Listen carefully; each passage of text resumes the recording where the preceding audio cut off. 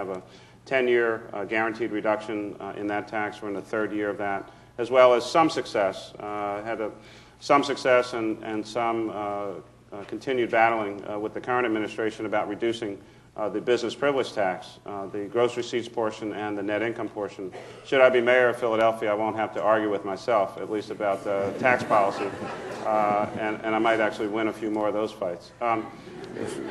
The proposal, of course, is to eliminate the gross receipts portion of the business privilege tax over a 5 to 7 year period of time, while simultaneously reducing the net income portion to the same level as the declining wage tax. We have to create a business environment here where people know that Philadelphia is welcoming and open to business, that our zoning code is not a barrier or an obstacle, that more than a half a dozen well-trained Philadelphia lawyers can actually figure out how to read the zoning code, and because we're in the process of revising it, and that you would actually be able to go to the Department of License and Inspections and get a permit within your lifetime to be able to develop a project.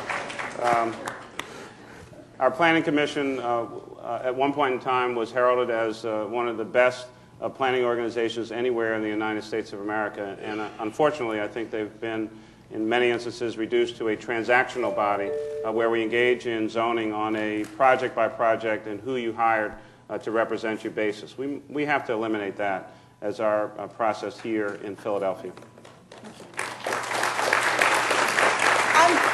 I'm getting two politicians to follow the directions, and you guys can't. You're not supposed to clap, remember? So just so we can get more questions.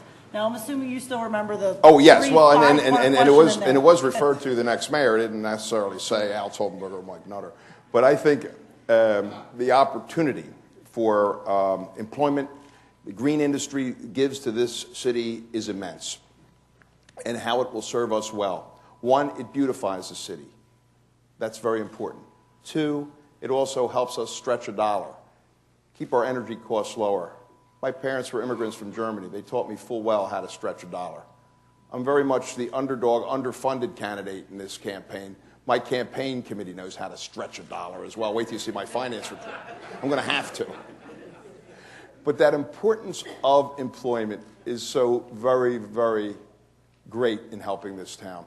One of the things that I have learned through the course of the campaign, I had the opportunity to speak to and read Elijah Anderson's book, Code of the Streets, explaining one of the most difficult things happening in most poorest of neighborhoods, where the drug trade is the only opportunity for advancement and employment, hurting young people, not allowing any hope and passion to come from them. And what was said to Elijah Anderson by one of the drug dealers he befriended, and he helped many of them get out of the business during the time of his writing of the book. But this is what was said, and it resonated so very powerfully with me. And it was, Dr. Anderson, why is it so easy for me to sell drugs, but yet so hard for me to get a job? That says quite a bit of things right there. Job opportunities should be throughout the city, and the greening of the city could provide those. Making areas nicer, removing the blight, and really helping the city in many ways. Our park system is immense. 11% of the city landmass is park. Wouldn't be bad for an agronomist to be the mayor when you have 11% as parkland. We could use that as employment opportunities. I recently asked former park commissioner Pete Hoskins, what would it take? What is the dollar amount to get the parks where it really would be full service, the best possible scenarios, not the greatest, but the best? And he said $30 million. Well, out of a budget of nearly $4 billion, $30 million isn't all that much. That money should be able to be found. It could offer students the opportunity to work, beautify areas, empower neighborhoods, and increase real estate values in this town where it is a place of enjoyment and living. And also to be able to use the parks in a full sense of the word can inspire and help and promote. And that's what I'd like to do in this city. Let me follow up on your point about beautification, because we've lost 200,000 trees in the last 20 years. In fact, Philadelphia has far fewer trees per square mile than any major city on the East Coast. Right. What would you do to plant more trees, and what would you enact to make planting trees easier. By that I mean less red tape. Well, first I'd want to take a closer look at the rules and regulations that are in place now. But I certainly would encourage plant as many trees as possible and where people want them. And try to smooth the process up. Also, homeowners are sometimes very reluctant because it's so ambiguous. Is it your tree? Is it the city's tree? Who's going to take care of it? Who's going to help with it? Well, I think working with the park commissioner, make that much easier for people and encourage that. I even take a course. I'm afraid of heights. I actually climbed in a tree and climbed up to the very top. And you know what? I'm afraid of heights, but I figured as ground supervisor at Friends Hospital, and that was part of my job description, I at least have to know how to do it and have the ability to make decisions on the spot in case there's problems, and sometimes there are. So years and years ago, Vernon Odom actually was the reporter. We climbed trees, and we had to take a test. And I was way, way up there, and I was fine until the guy said, listen, can you see the monkeys in the zoo? I said, oh, my heavens. And then I realized how high I was. I got a little scared. But you know what? I tied that taut line hitch just right and was able to complete the course.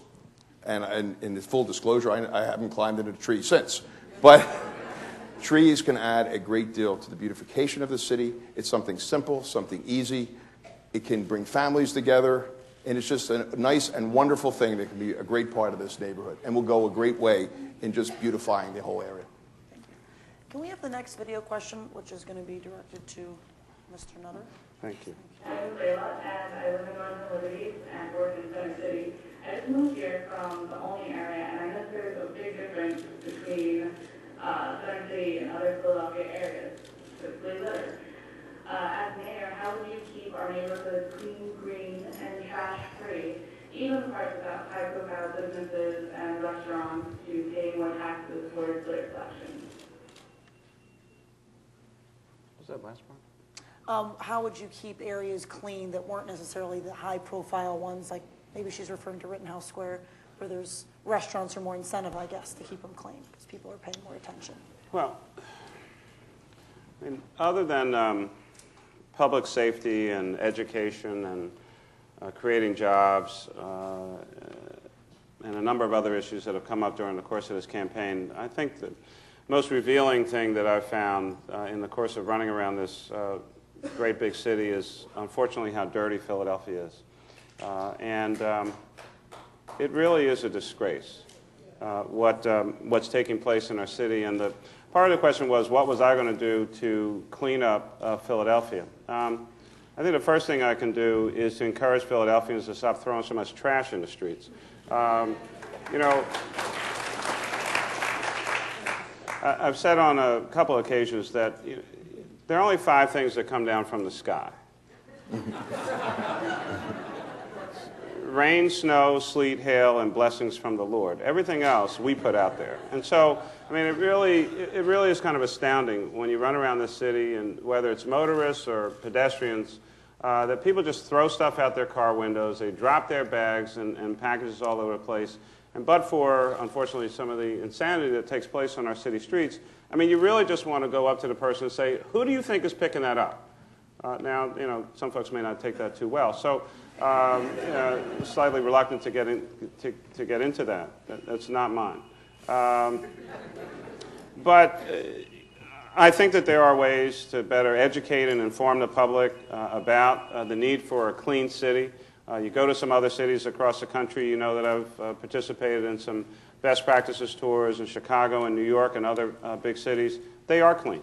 And so I think that we have to better engage with the public, certainly in areas all across Philadelphia, more trash cans out. Where we put trash cans, we should actually pick up the trash. It's great to have a can out, but there's nothing worse than the overflowing can. You hear some of the insane stories in city government. You know, the sanitation vehicles used to have a broom and a shovel on them. And then they stopped. And one day I had the temerity to ask, well, why do we do that? And they said, well, you know, we were finding